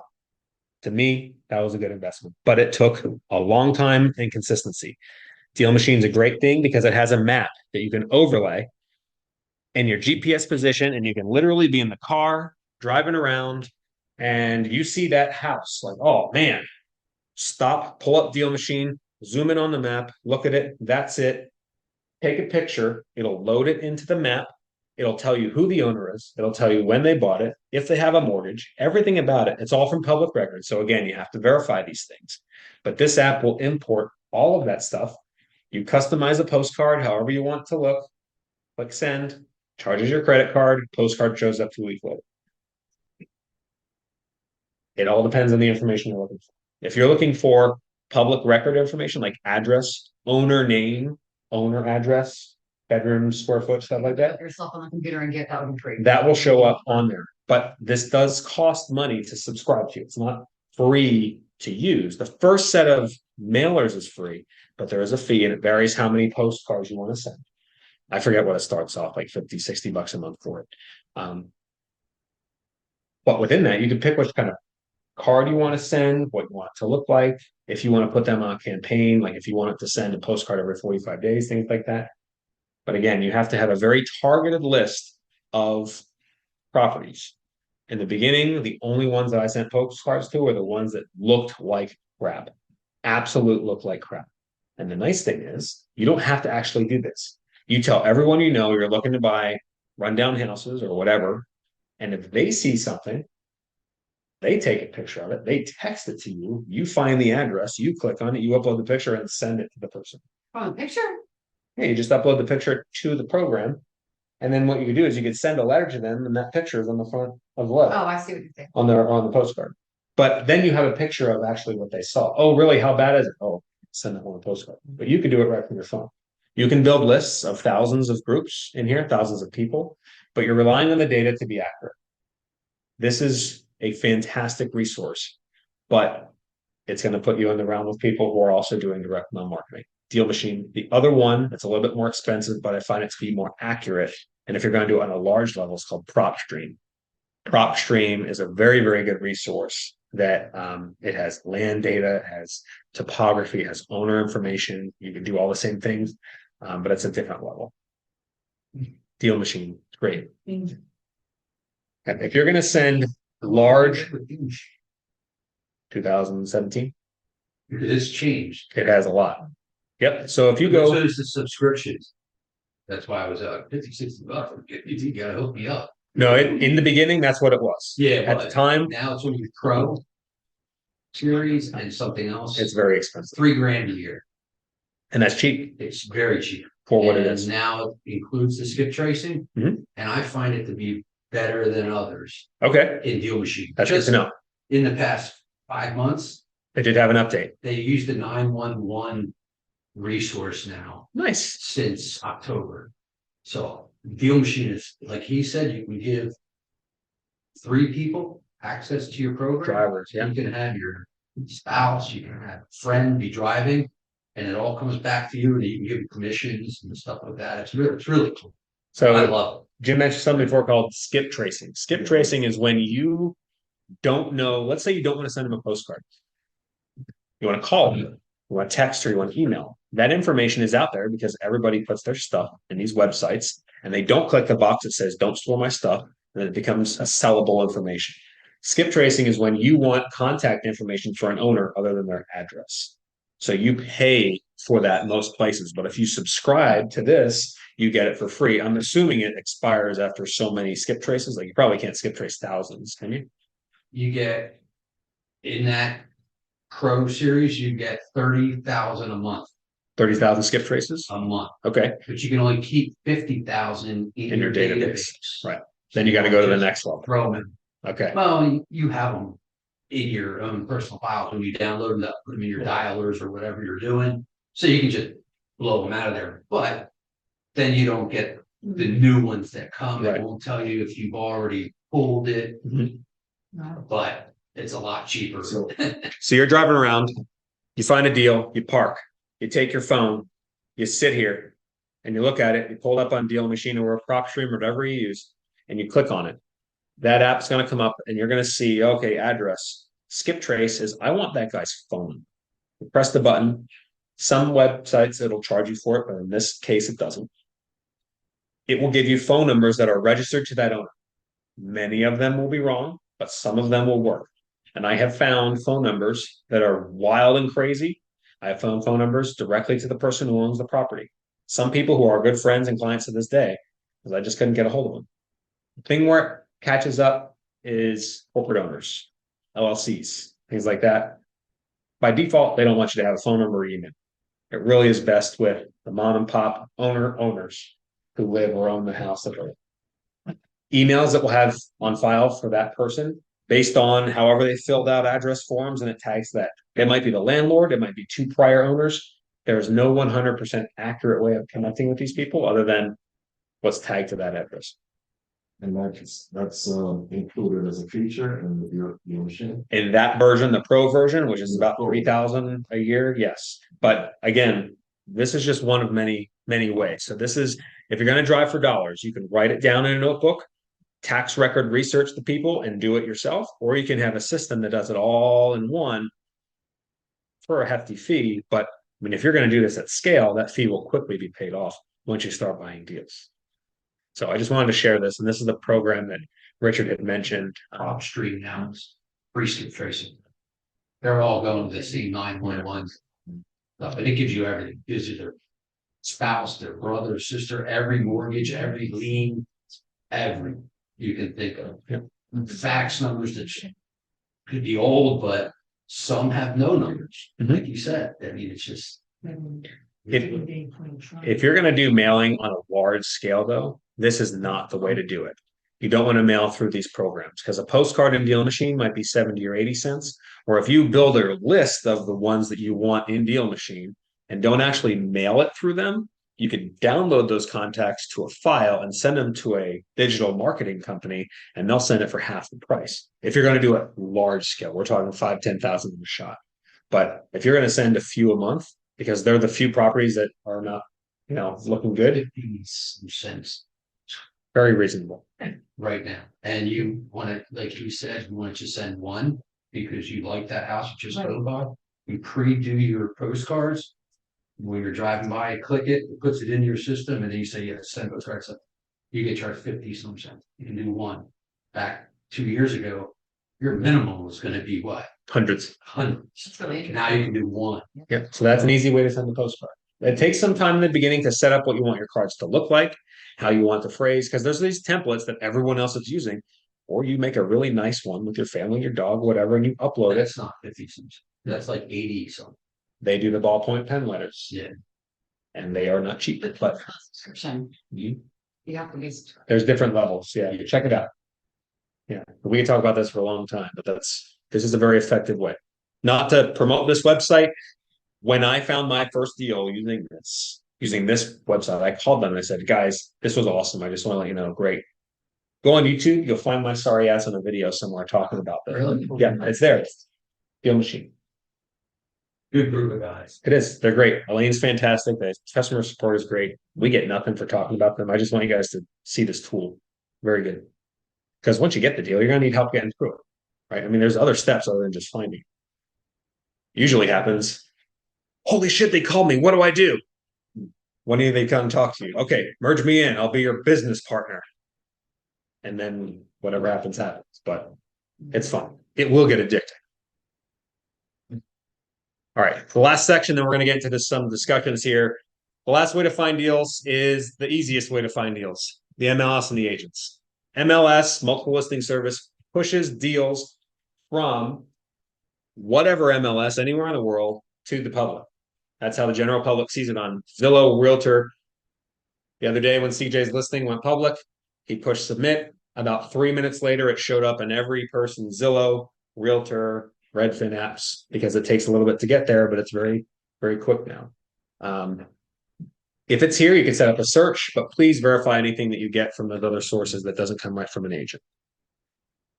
MLSs are databases owned and operated by real estate agents. The multiple listing service exists because real estate agents pay to be part of that service and they own the data. So Realtor, Zillow, and other sources buy that data, which is why sometimes it's not right, because if they don't have it, they have to make it up. So the information that's in the MLS is good, but it's not perfect.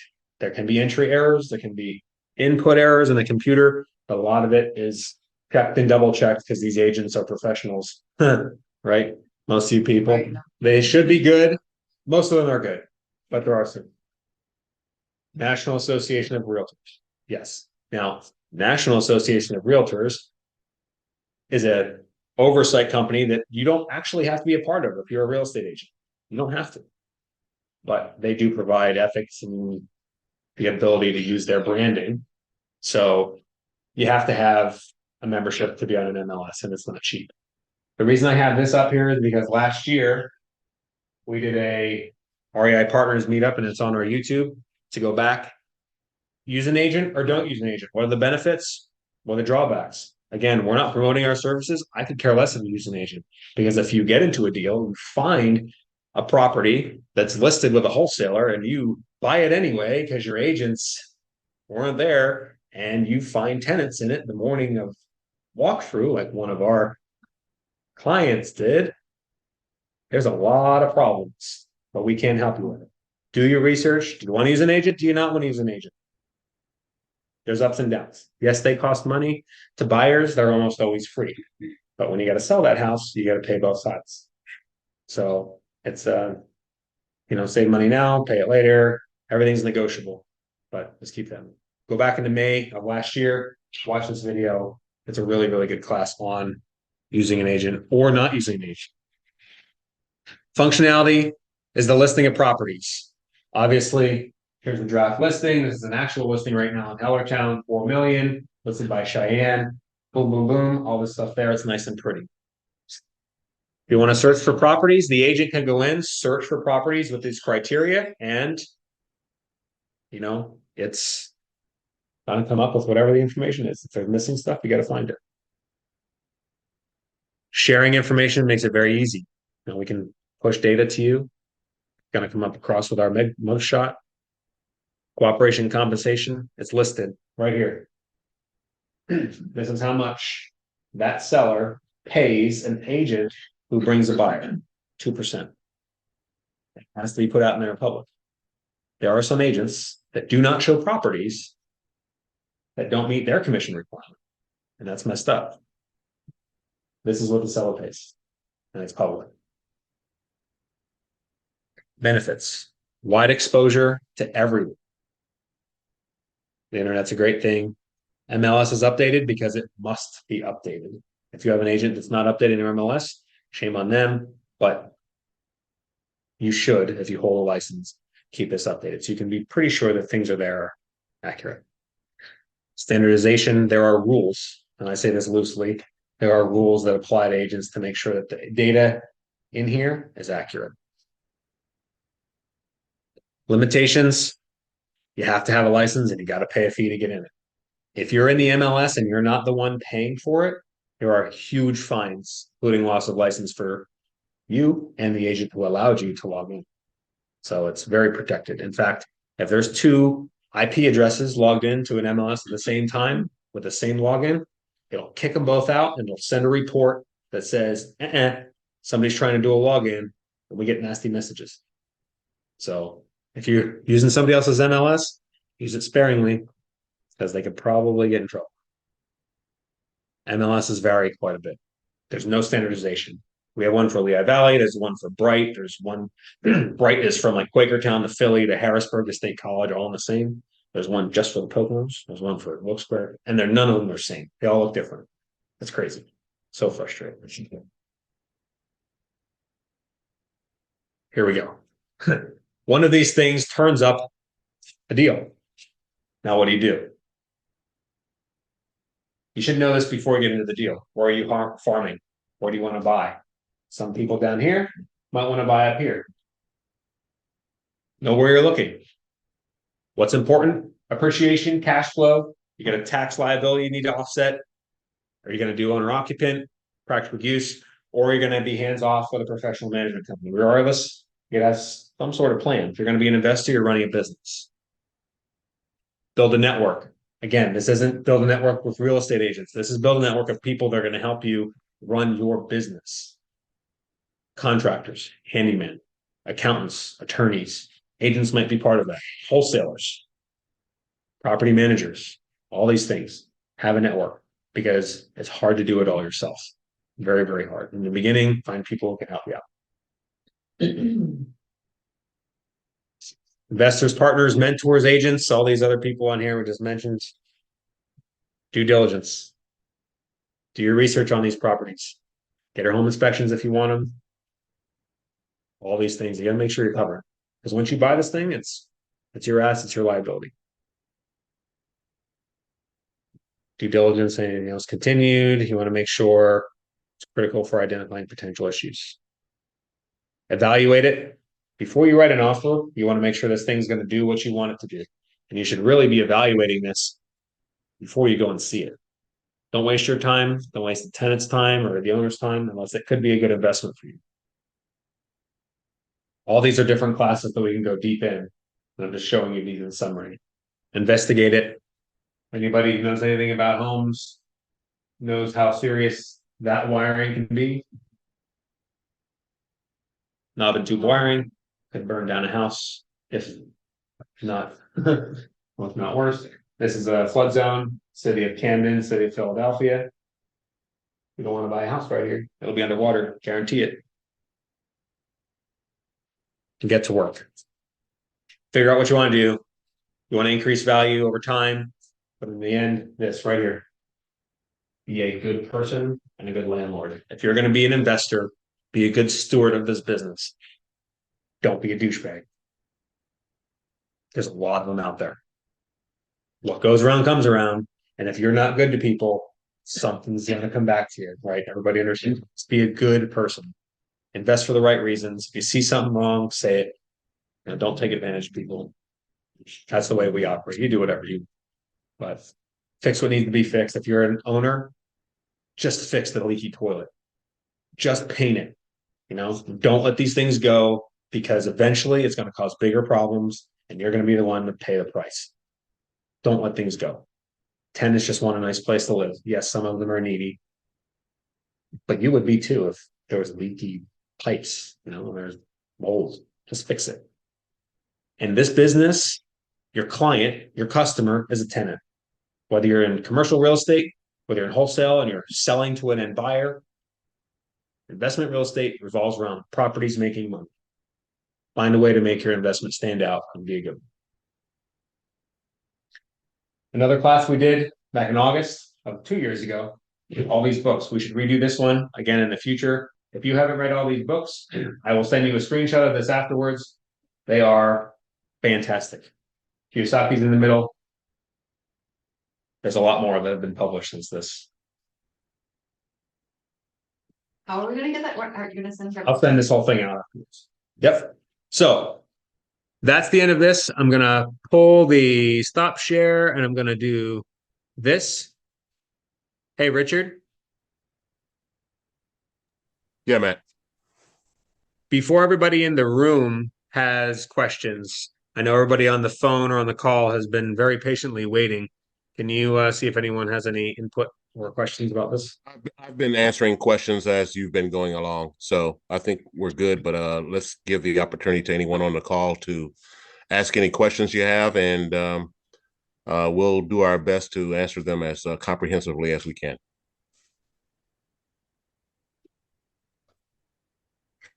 I got a question.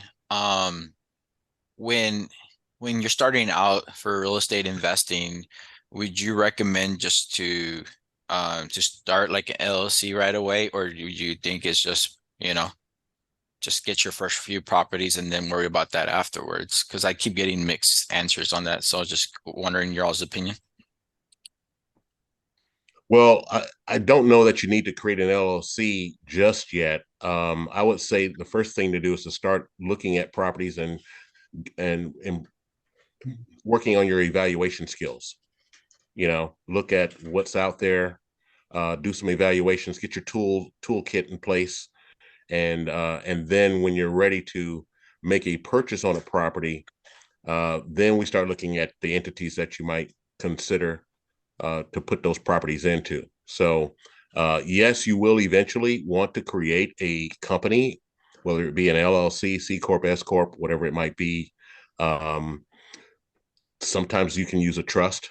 But I would say the first thing to do if you're starting out is get your thoughts around what's a good deal, what's a bad deal, what's an okay deal, you know, that sort of thing. And then that will help you. Matt, you got anything, or John? Yeah, the other thing you could do, it's John. The other thing, if you're not going to do an LLC, absolutely get an umbrella policy. It's a high amount liability policy, usually in $1 million increments. I carry 3 million just because of business, but that's another way of kind of getting around if you just want to jump in and you don't want to get the LLC right away. Just know that if you do want to put your properties in an LLC afterwards, you're gonna have to pay the 2% transfer fee to get that in there. So you pay later. All right, Anything else? Next question. Mike, does that answer your question? Yes, thank you so much.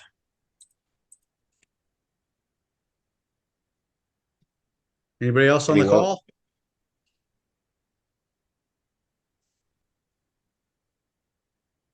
Okay, I think we're good. Okay. How about in here? Now, this has been great, man. say that. Thank you. What Matt, you mentioned, with the deal maker and sending out postcards, and, you said not to use it to send like, bulk mail. Are there some digital companies that, we could, and one reason I'm asking is not real estate. I'm a pastor and I'm launching a church here in Allentown. I pastor in New York. I have a church in Jamaica, which is where I'm from. And I'm looking to send mailings as well. So could this work for those things as well? Absolutely. And what are some of the digital companies that The platform of Dealmachine, I would say, is probably exclusive to real estate investors trying to find properties. I would not use Dealmachine for mass marketing because you're paying for a system that's really not for that. There are several print marketers that we use, and I can share that information with you. A very good one that we use is Everest Direct Mail Marketing, EDDM. They are fantastic. They're out of the Carolinas, and just Everest Direct Mail, like Mount Everest Direct Mail. I can get you, just send me an email and we follow up, and I'll send you our contacts there because they're great. However, they don't do any of the background stuff. They will give you a list, but you'll pay for it. If you want the list we talk about, they'll find it. You won't be able to filter if it's accurate or not, but they will. If you send them a CSV file with 3,500 names and a proof of what you want the generic postcard to look like on both sides, they'll run it. They'll send you a proof and a price and tracking links to every single one. Nice. So that's about 49 cents a piece over 3,000, and then over 5,000, I think it's like 44 cents. But I don't think they ever go below 40 cents a piece. Yeah. So it's a great way to touch. Thanks. And who else? Anybody? Anything? Right. Question, and this has to do with the tax record research that you mentioned as a way of finding information. Can I ask where you begin that search for public information that that we want to like? When we brought that up, I actually started Googling. Okay. I think I'm almost positive I found the current one. Killer. This is just Northampton County. Okay. There are 4,562 tax delinquent residential real estate accounts just in Northampton County. That totals $682 million. Can you just prove that? And that was This is the 23 report. This came out in 23. So this is all of 22's unpaid taxes residential. Northampton County. What side are you on? I literally just Googled This one. Northampton. There you go. So if you go right to Northampton County, ncpub.org is what it is. ncpub.org, northamptoncountypublic.org. We used to use this website when I was on the ambulance to stalk who the owners of the houses were we were going at. Okay. This is how teenagers at the time found stuff that translated to real estate. Really, I didn't know it at the time. I was just an idiot. But this, still am an idiot. This website, if you go in here, let's see, public records, we'll go address. Yes, I'm going to agree not to sue the county. And I'm just going to do something Main Street. There's lots of Main Streets. We're just going to pick one of these. This one right here, 300 Main Street. Portland Borough, residential, 110, single family, Bangor School District, all this stuff. And you can scroll down. This is just Northampton County. Lehigh County is a lot different. Montgomery is a lot different. Carbon, good luck. Anything north of Blue Mountain, you're going to have to go to the county most of the time and get some of this stuff because there's some that don't even do digital records. Consider that when you're buying a piece of real estate up there because the title company is also going to have to do that same process. Now, if you're investing outside of Lehigh Valley, a lot of people on the call, they don't care about the Lehigh Valley. Their area might be different. So check that. You can see who the owner is because the owner might not live there. Their mailing address might be different. So your list might have different addresses. Flags for, look at this, millage rate, veterans. So the person's a veteran who lives there. Tax collector and the assessor. Now, if there were delinquent taxes, it would be listed right here. Now, this is very time consuming to click through all of these in the county. You could kill hours on one street. But if this was delinquent, it would show up in yellow. Hue here behind X. is what it would say. Now, you can pay people to generate these lists for you, or you can do it yourself. But if you go driving for dollars and you find that house that looks like crap and you take a picture of it and you make one of these, do this. Because if they're behind on taxes, now you have a super hot lead. There's lots of things that could help. So this is why people don't do it. It takes a lot of time and effort.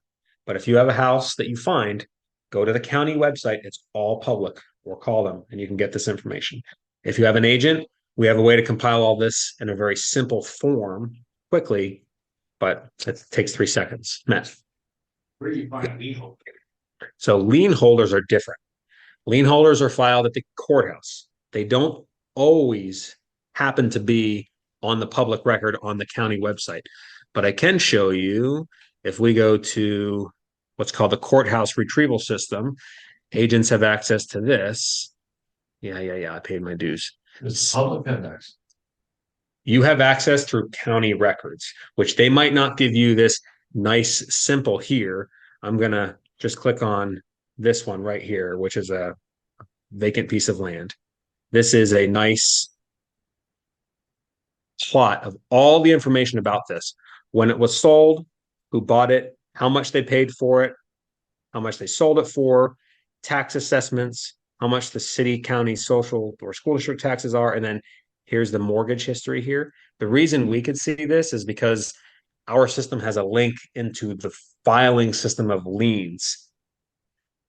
This website, where is right, I don't know even where it went. The other website does not. So you can find it, a simple phone call or a walk into the courthouse. But if you really want to know, call somebody who has access to a system like this to see if there's liens. Alex. As far as I know, could be wrong.